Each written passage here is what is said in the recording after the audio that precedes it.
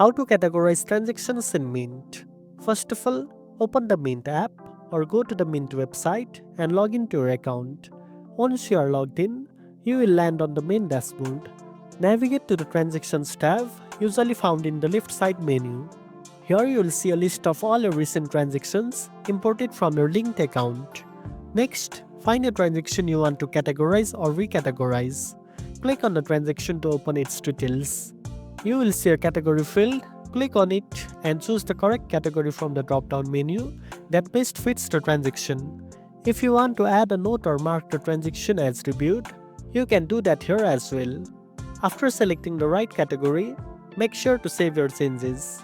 Mint will now track your spending accurately based on your categorized transactions, helping you stay on budget. You can repeat these steps anytime you want to organize or update your transaction categories. And that's it. Now you know how to categorize transactions in Mint. If you found this video helpful, don't forget to like, share, and subscribe for more tech tips. Thanks for watching, and I'll see you in the next one.